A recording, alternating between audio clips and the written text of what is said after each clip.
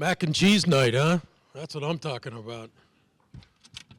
You guys got the good stuff, though. I was raised on Kraft out of the box, and that was pretty much my meals as a young player in the NFL, either that or McDonald's drive-thrus. So it's nice to get to come up and be with you guys. Fort Collins has changed so much in the 40 years I've lived in Colorado.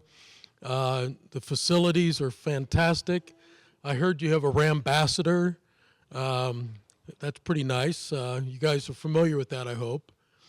I can't really see any of you if you're shaking your heads or not. But it seems like Terrell's doing a nice job for you guys, so hopefully you're enjoying that.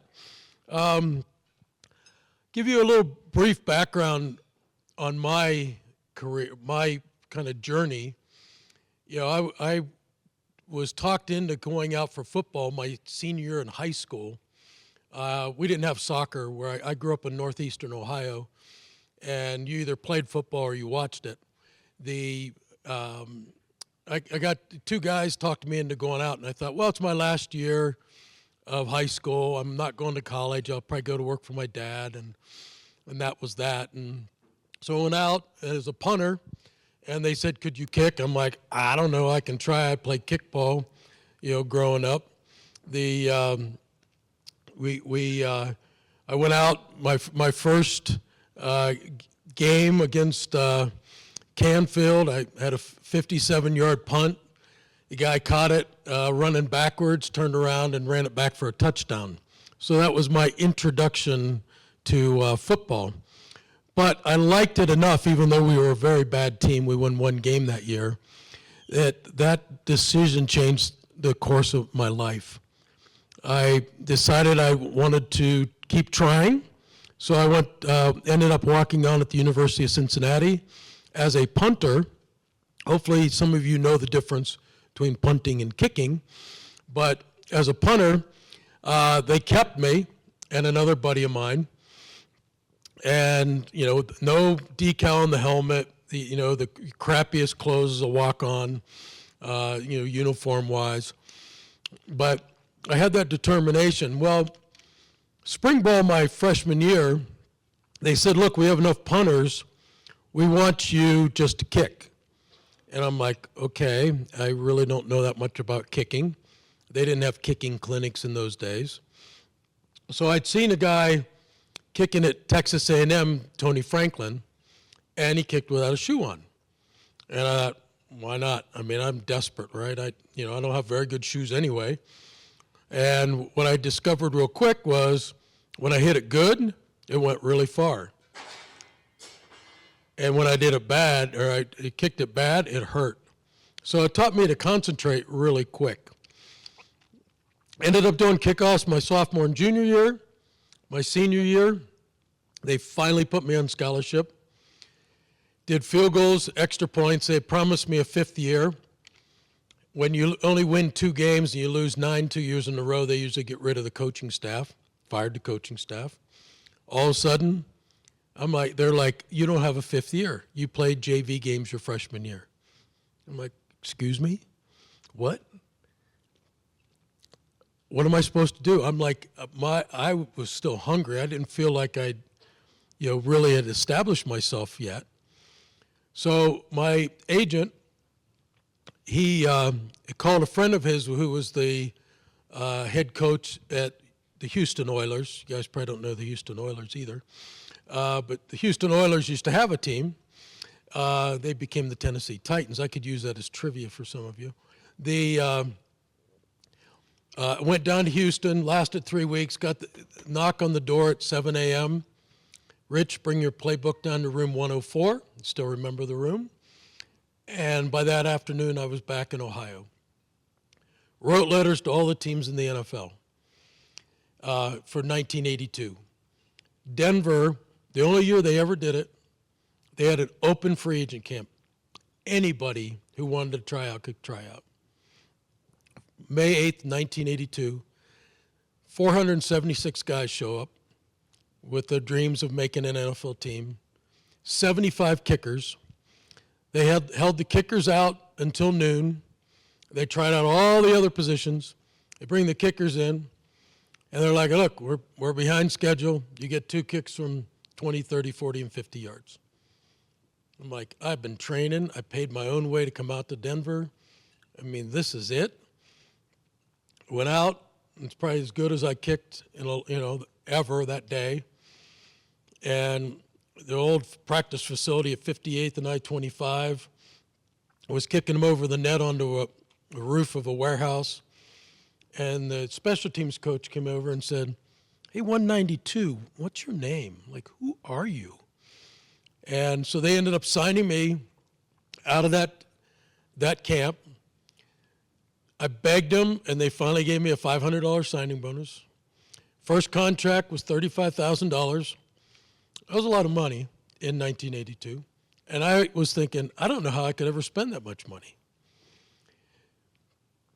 Make the team, kicked against 4 other guys all through camp, make the team, play 2 games, have a game winner against the Super Bowl champ from the year before, the 49ers, and then we go on strike for 8 weeks. That's how my career started.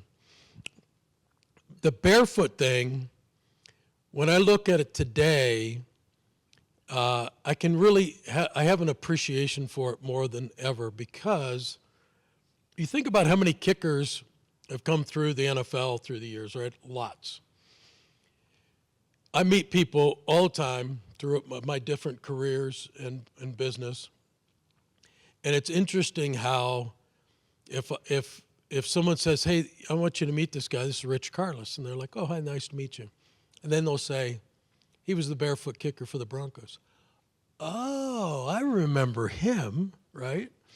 So, as we talk tonight about branding and standing out, right, is like, what is that makes you stand out?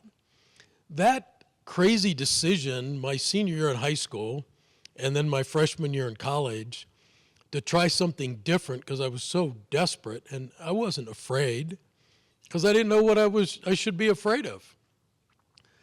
So, that kicking barefoot thing paid dividends, right? People recognized it throughout. Fast forward, retire. I had a great career in Denver. Played in Minnesota and Detroit after that. Retired here. Dabbled a little bit in sports marketing. There was a guy named Carl Shear who used to run the Denver Nuggets back in the day. And there's some guys that helped him start his own sports marketing firm. So I was looking for something to do when I retired, so I hung out with those guys and did a few things and ran ended up leaving him and running a minor league soccer team that eventually I sold that, and the Rapids came into Denver. But I learned so much in that 3-year minor league period, because the one thing the minor leagues teach you is you get to do everything. Put signs up, sell tickets, help get radio broadcasts, sell sponsorships, negotiate player contracts, all that. So it was 3 years. It was a really good background for me. Fast forward to 2002. There's a company called Quest, which probably none of you know about, but today you might have heard of Lumen, formerly CenturyLink. Talk about branding and rebranding and rebranding. In 2002, they had a new CEO. They brought me in to help with their community engagement. I've always been very active with nonprofits in Colorado. So originally I was just coming in to help them reestablish themselves in that market, because the guy that they had running Quest before that, Joe Naccio, was indicted and put in prison for insider trading. So there was a whole new regime at Quest. So in 2002, they ended up firing all the sports marketing people. And my boss looked at me and she's like, well, you understand sports, so just keep an eye on what we have. We're not going to buy anything new. Just kind of keep an eye on it. I'm like, okay.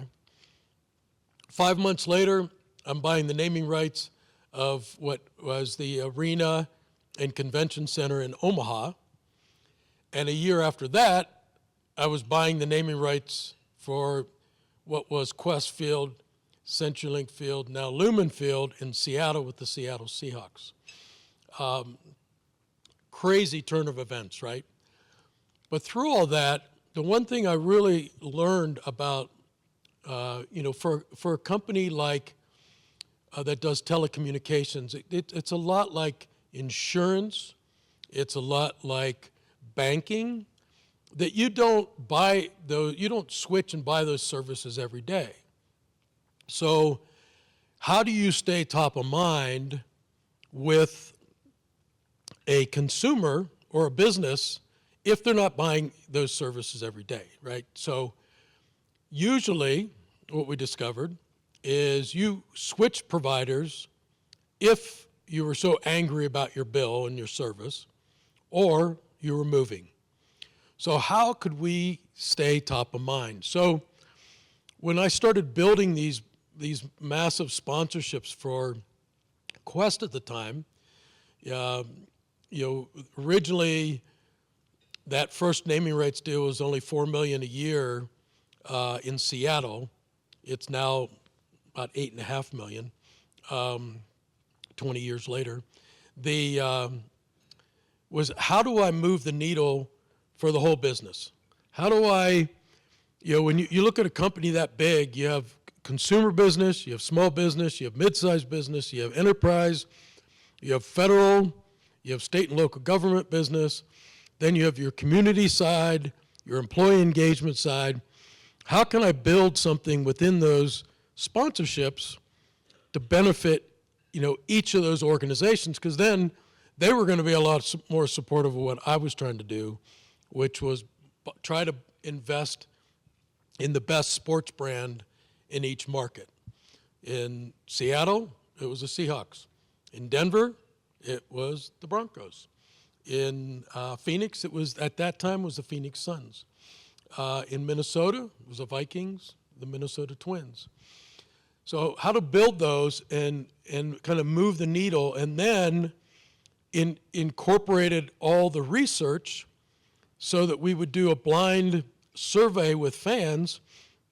First off, trying to understand unaided awareness, all things that you should learn in your marketing classes. Unaided awareness. We would say in the survey, name all the sponsors you remember seeing at a game. And then we'd lead them down that path and say, did you ever see Qwest there or CenturyLink? And work down that path of, what was your what were we in your consideration set? So, working with all those areas to try to better understand, like, what are we doing, and is it working? Is it moving the needle for the company? We would also hire and sign a player for each of those deals. Sometimes it went really good. We had Matt Hasselbeck, we had Joe Mauer in baseball, we had Emmanuel Sanders here, Chris Harris here. It was all great. A couple times things didn't go so good. Richard Sherman playing for the Seattle Seahawks, blowing up in the end zone with an interview with Aaron Andrews, dogging on Eric Crabtree, the wide receiver, on national TV after they just won the game. My phone rings. It's the general counsel for the company. We got to get rid of that guy, right? He's embarrassing us. Now I'm just a senior director, right? Now I got the general counsel all spun up, right? And saying, Stacy, we only use him in Seattle. They love him in Seattle, and having to talk him down from that. So the thing about sports marketing and sports sponsorships is that they're highly visible and people are very, very emotional about them. That's the good part. The bad part is when things don't turn out so good and you have to talk people down. So 20 years of that, almost with, in the corporate world, did a lot of fun deals. We did the new Vikings stadium. We did the Twins' new stadium. Did a lot of really fun deals. The Broncos, it's interesting today. I mean, the Broncos are now laser focused on what they're going to do about their next stadium, which could be a 5 to 7 year out situation. They'd like 150 acres of land. They've got it down to 4 sites. Now the game plays, right, of who's going to pay for the infrastructure, right? So lots of exciting things. If you're in Denver and around the Broncos, lots of excitement, So my corporate career, people thought I had the best job in the company, and I would argue I probably did. A lot of fun stuff, did a lot of good things for the different departments within the company. But you get changes of leadership, and I always won those CEOs over in the past and ran into a CEO that says, I don't believe in branding. How do you win that argument? I didn't. Laid all the data on him, said this is what it does and this, why we do it, and wouldn't budge. So I said, okay, I'm ready to move on.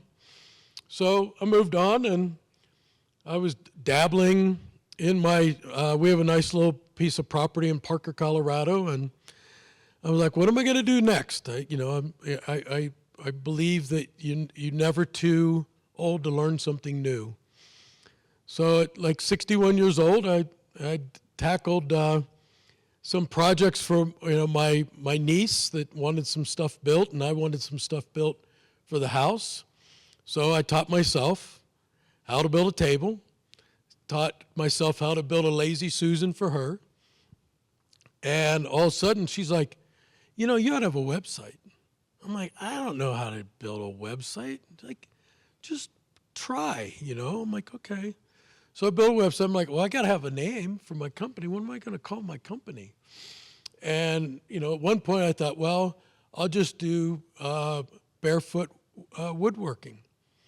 I did a search. Some guy in Indiana I'm like, what's the guy in Indiana got my, Barefoot Woodworking?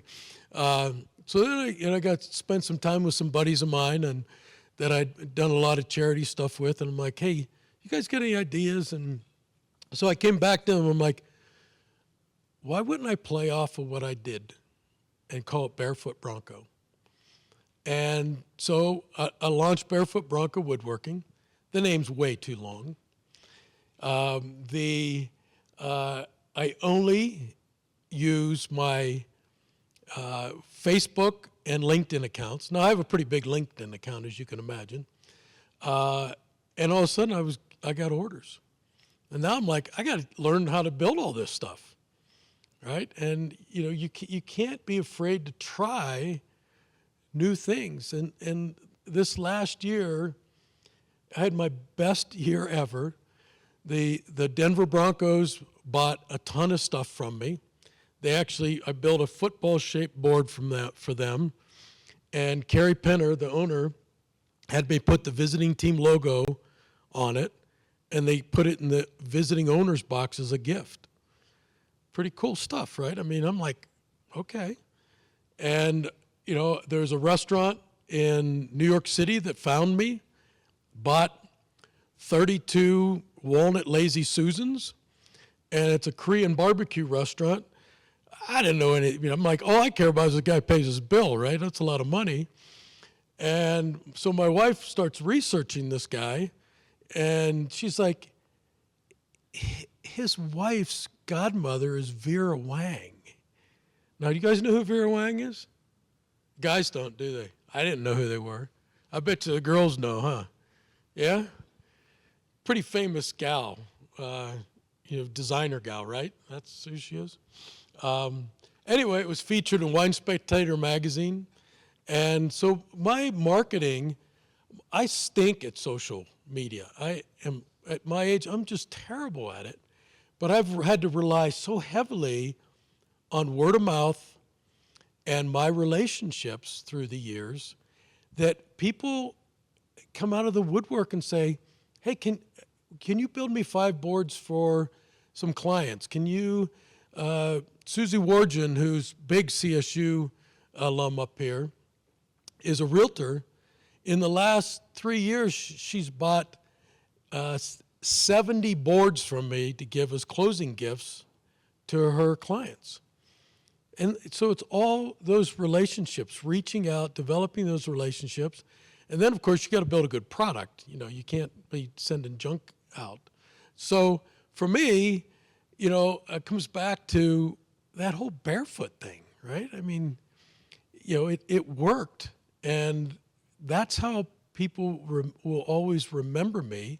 They may not remember my name, but they remember this goofy guy that went out in the snow and took his shoe off and kicked barefoot and made more than he missed, that's the way you stick around longer. So I wanted, that's kind of my story. And I mean, I'm big on brand, and I'm big on, positioning a brand.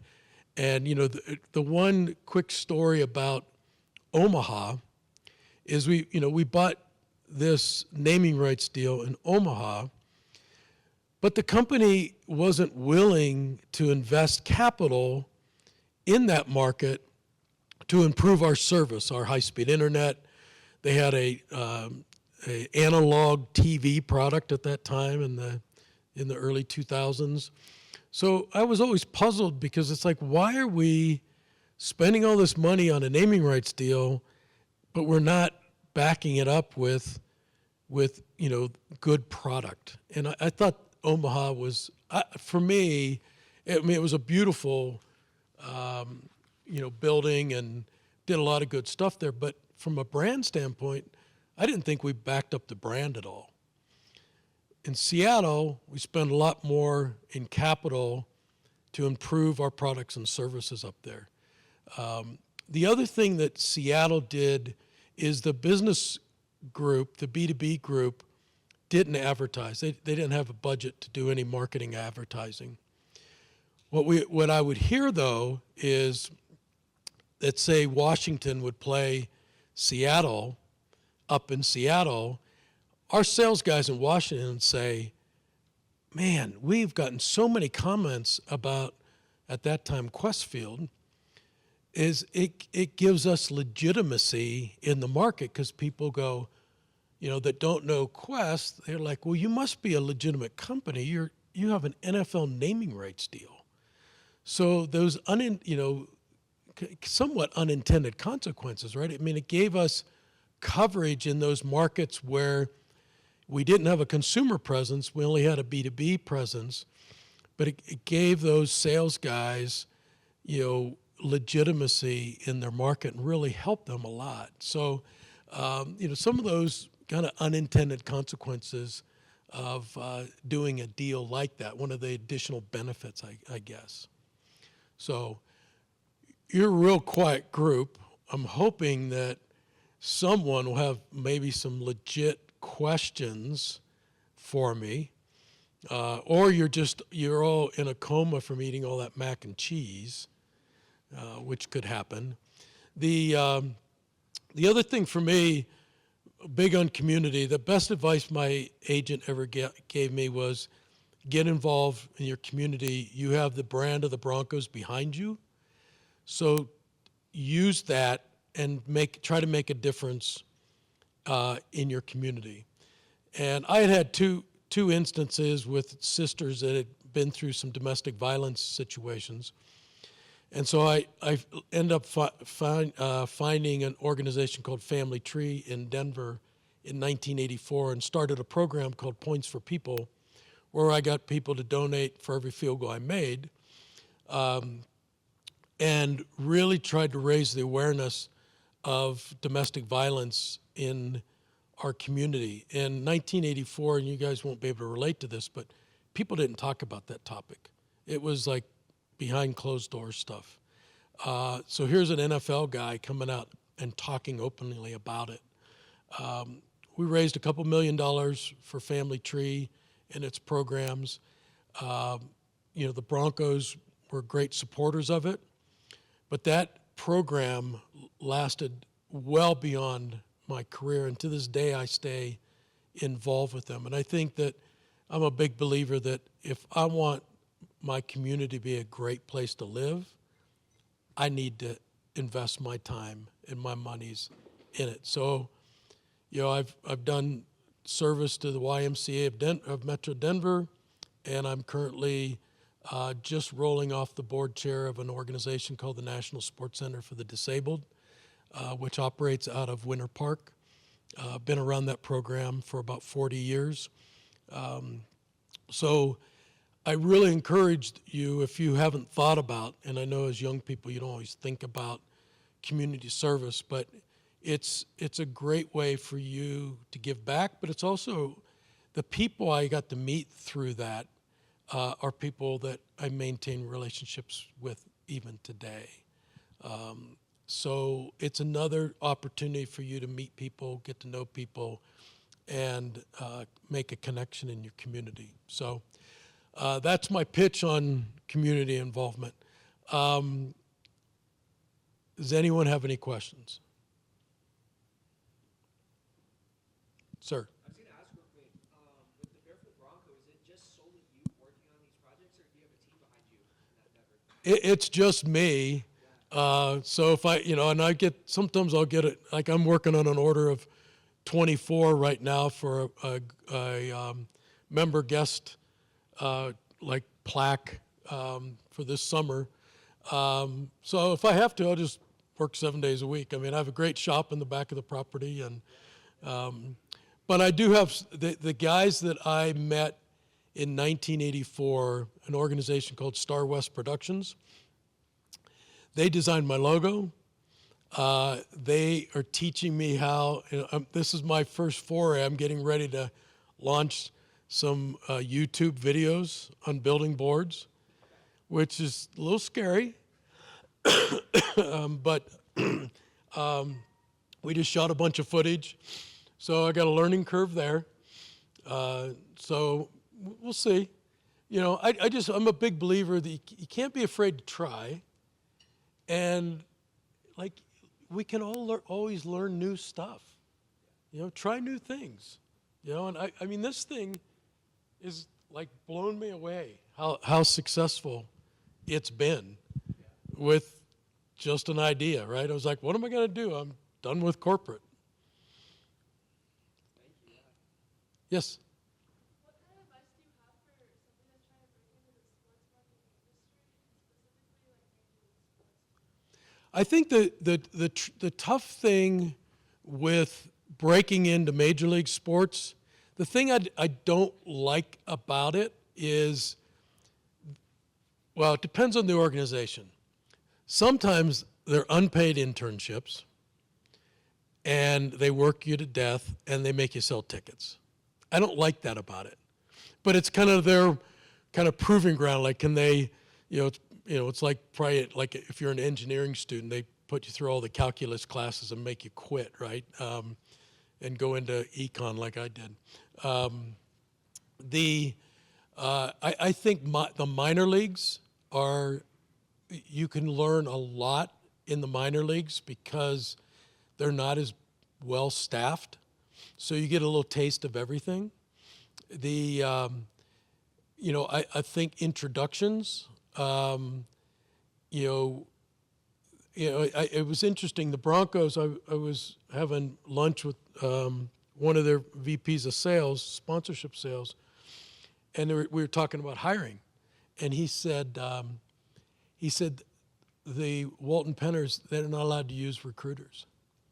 So they individually have to vet all those applications.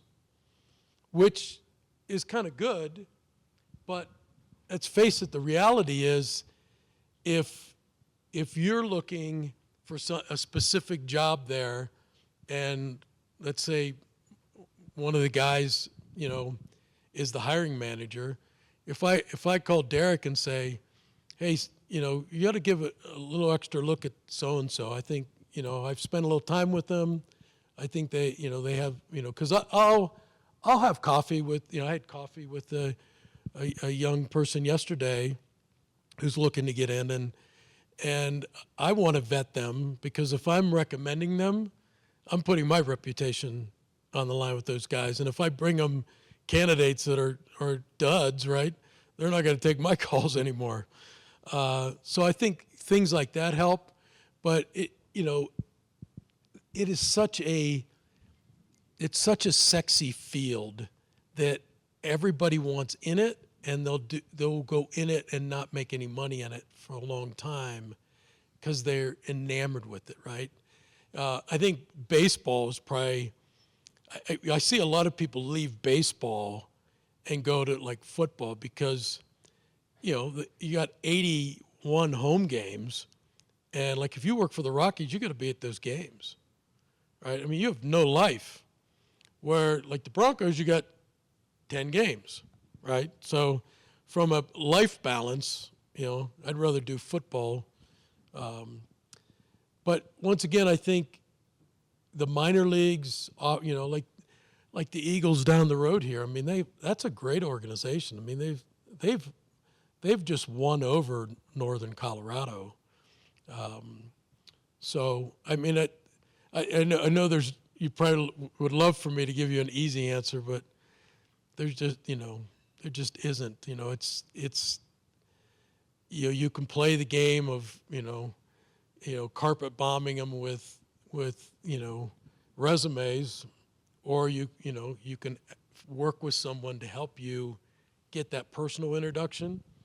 And like I was talking to the ladies over here earlier, I'm happy to help people get in the door. At that point, they're on their own. I mean, they got to sell themselves. Yes.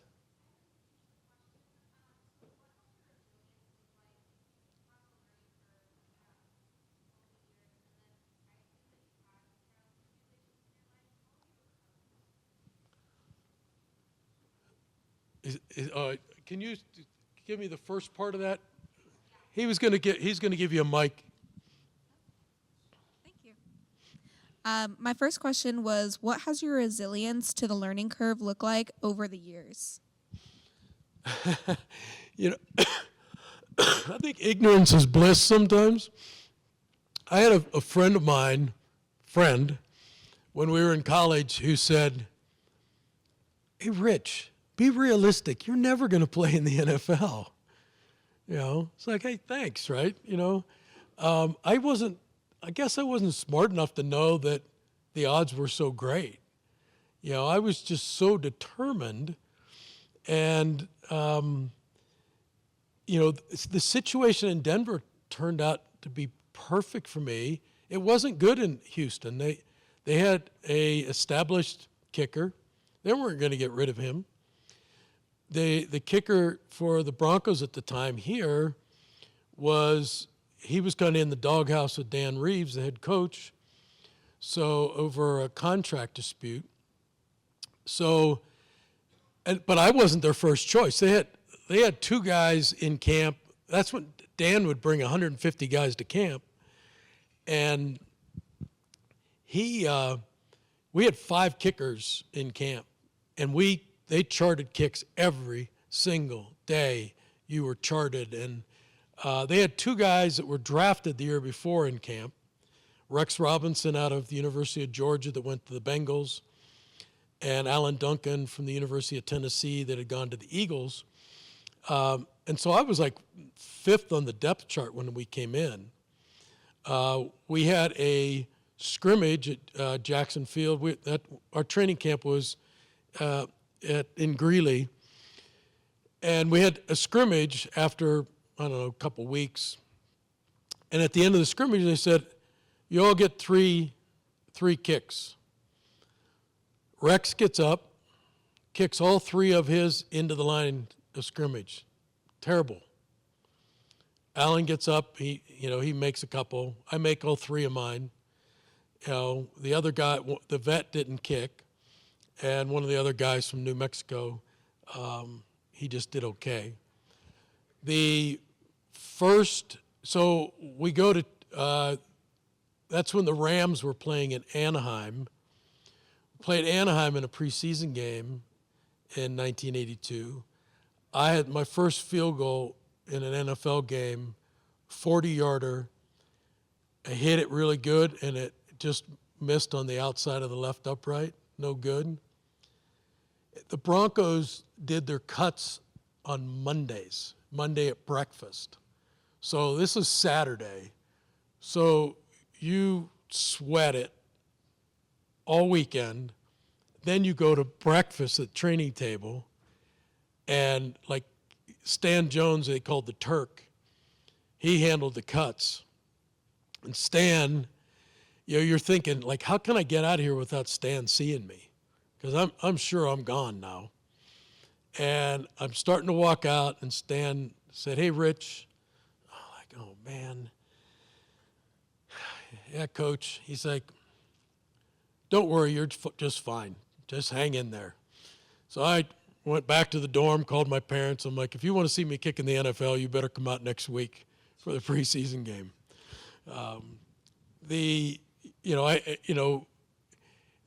You have to talk yourself through those tough times. And in 1984, we're cruising to what ended up being a 13-3 season.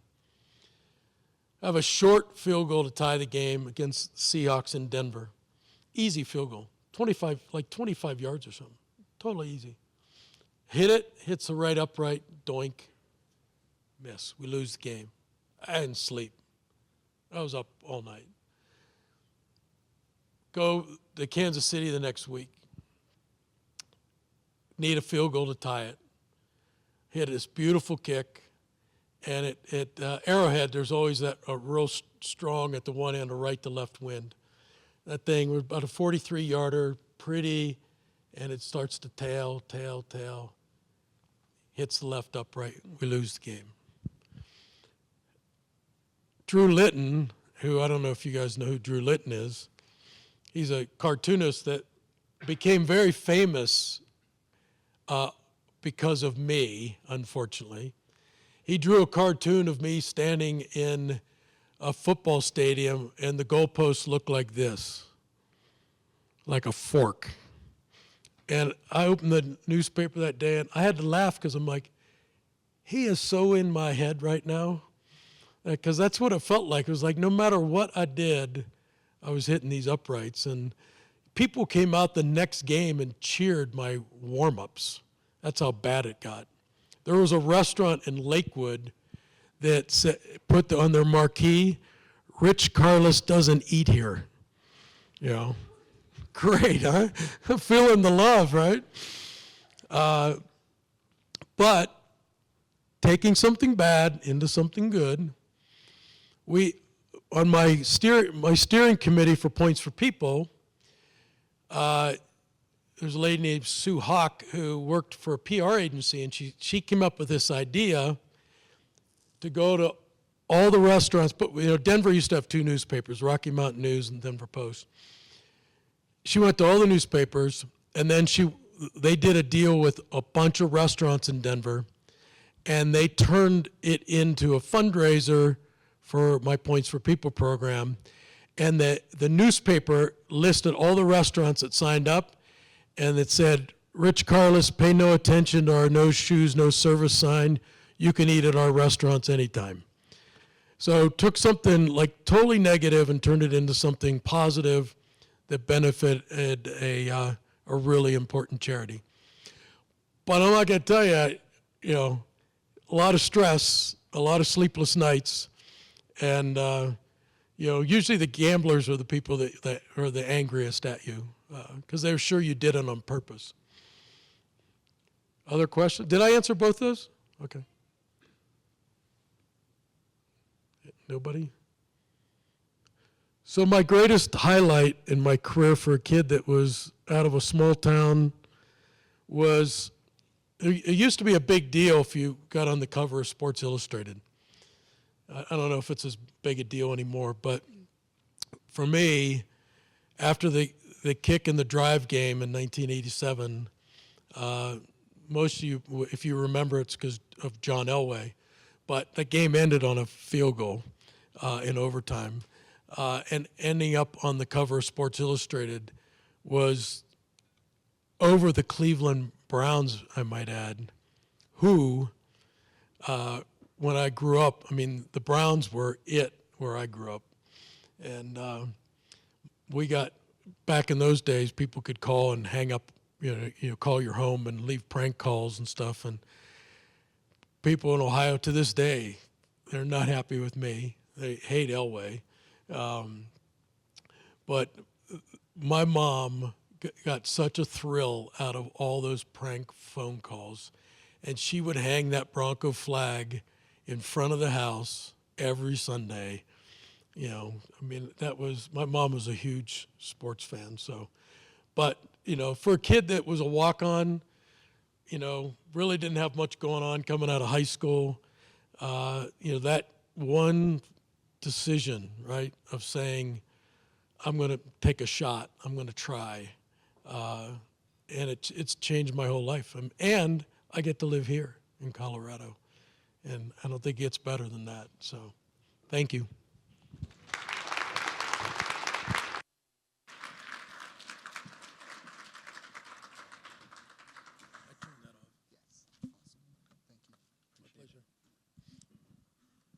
Awesome. Thank you. Another round of applause, please, for Rich. That was awesome.